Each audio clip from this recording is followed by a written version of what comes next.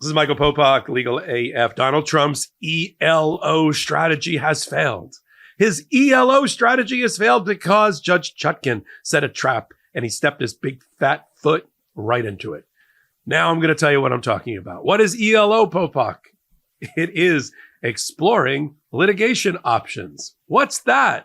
I don't know either, but that's what Donald Trump told Judge Chutkan last week, that he needed some reasonable time in order to explore litigation options when she ruled against him, and she's about to publish to the public in the next 2 days, 500 plus pages of evidence, new evidence to support the superseding indictment in the DC election interference case brought by Jack Smith, and to support the allegations and the arguments in his 165-page brief that we did get our hands on 2 weeks ago. And the judge said, okay, I'm going to side with the government here. And I'm about to publish another entire appendix of supporting information and documents. And you said you want additional time to do what? And Donald Trump in his paper said, explore litigation options, Your Honor. Now, we all took that as either a veiled threat against Judge Chutkan or some ridiculous placeholder trying to put a pin in the process while he just got a delay for no reason. And now we're 2 days away from the deadline. And I'm pleased to report that I was right, that the ELO strategy has failed because she gave him a week. Donald Trump and his lawyers have done absolutely nothing to try to obtain a stay of her order from an appellate court. Let me explain. You can't just through mental telepathy convince the judge, please don't release all of the evidence against me before the election. If you've got an argument, you want to explore litigation options, as the judge sarcastically repeated in her order, then you got to do something about it, like file papers with an appellate court. You've got 2 of them above Judge Chutkan, the DC Court of Appeals, which is in Washington, which is her direct boss. And then the boss of the boss is the Supreme Court. And you got to do it in order.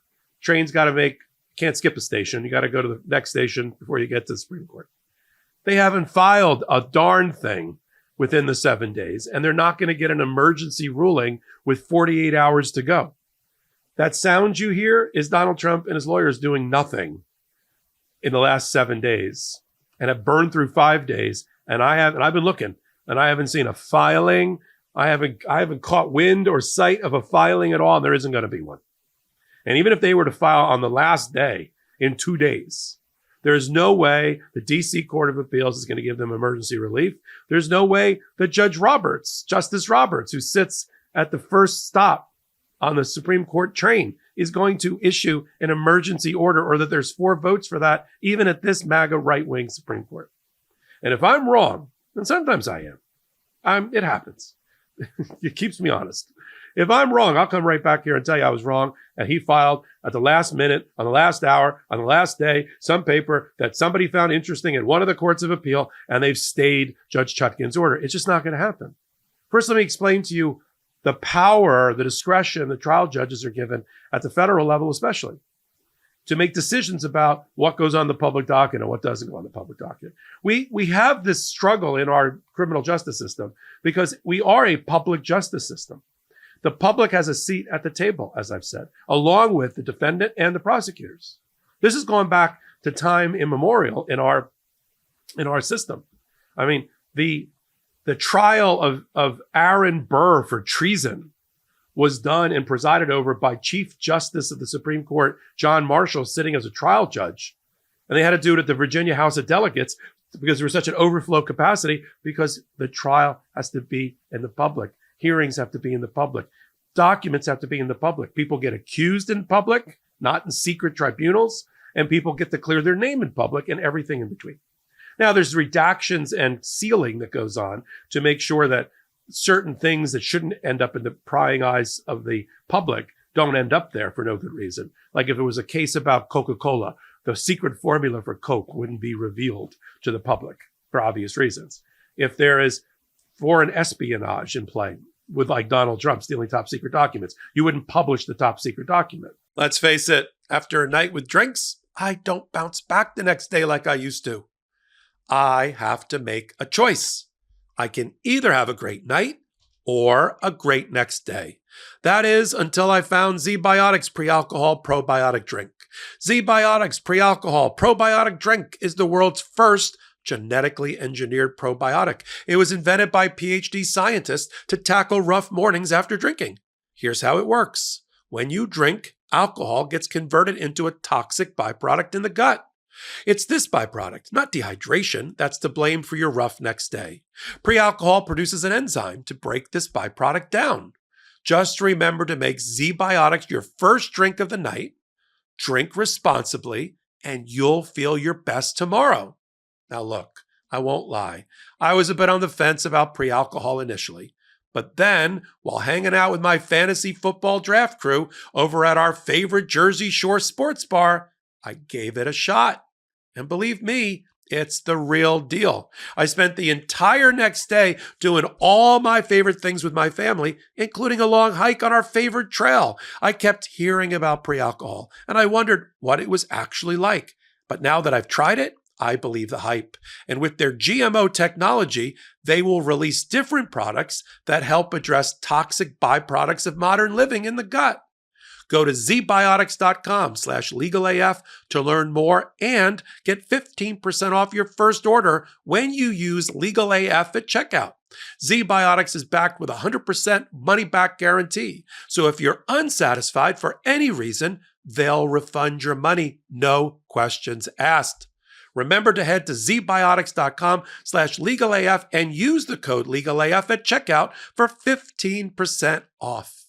But other things like, names of witnesses may have to be redacted or sealed, or key documents that are top secret or classified have to be sealed from the public. But otherwise, everything goes out. I mean, there is a group of 22 members of the media, NBC, ABC, MSNBC, coalitions of media who have been suing, and they always sue, and I like that about that. That's our First Amendment. That's our First Amendment in action. Suing to get more and more information, get more things unredacted, take the black tape off, get more things out of sealing, out of these folders, so they can do the reporting and public can see.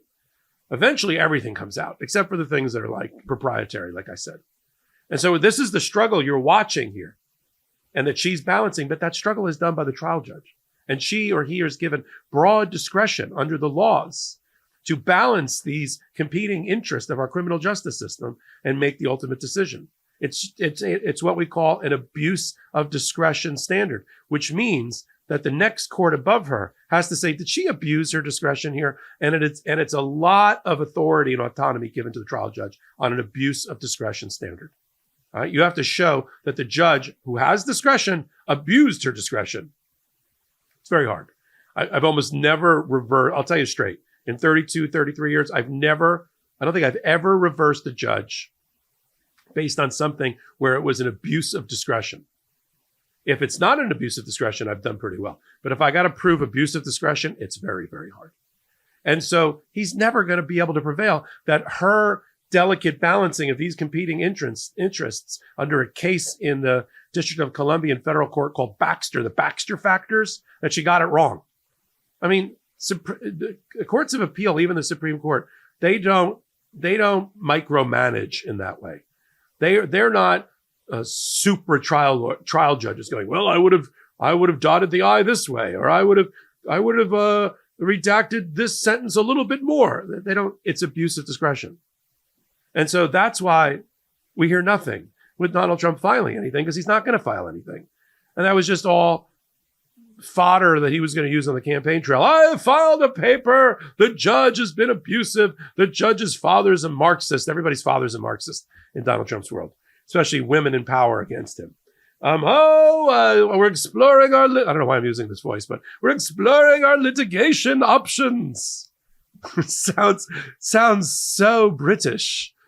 The old ELO. There's only one ELO I know. It's a band from the 70s, and I liked them. That's all I'm going to tell you. So I'm going to update you when, in 48 hours, when the date passes on the 17th of October and nothing gets filed. And then, more importantly, we're going to get our hot little hands in the MeidasTouch Network and on Legal AF on all these documents. And we're going to report them to you. All the new evidence, all the witness summaries from the grand jury that are in there. Yeah, redacted with names, but we'll figure it out. All the recordings, audio recordings, video recordings, emails, text messages, things right from Donald Trump's phone, right from Donald Trump's Twitter account. Oh, I'm getting so excited. I'm starting to sweat. So until my next hot take. Oh, I got great news. Speaking of sweating, we're spreading our wings. We got so much to talk about at the intersection of law and politics that MeidasTouch, Legal AF got together and said, hey, we should have a new channel. This is really how it went.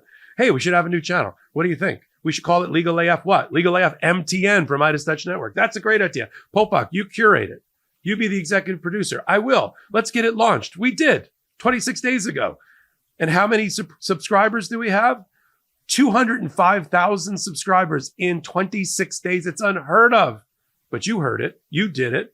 Go over to Legal AF MTN for more additional law and politics analysis that I'm the chief curator for. You'll see a lot of me, a lot of my analysis, bringing on new content makers, content creators, court accountability, an amazing organization that's at the cutting edge of investigative reporting about fraud at the federal court up to Supreme Court level has joined us over there. We got a new show called Unprecedented about the United States Supreme Court. It's me and Dina Dahl once a week telling you about this term and everything else that you've come to care about and love right here on MeidasTouch Network. You can find also on Legal AF MTN. So until my next hot take and my next content, my next podcast for Legal AF, this is Michael Popok, and I'm reporting. In collaboration with the MeidasTouch Network, we just launched the Legal AF YouTube channel. Help us build this pro-democracy channel where I'll be curating the top stories at the intersection of law and politics. Go to YouTube now and free subscribe at Legal AF MTN. That's at Legal AF MTN.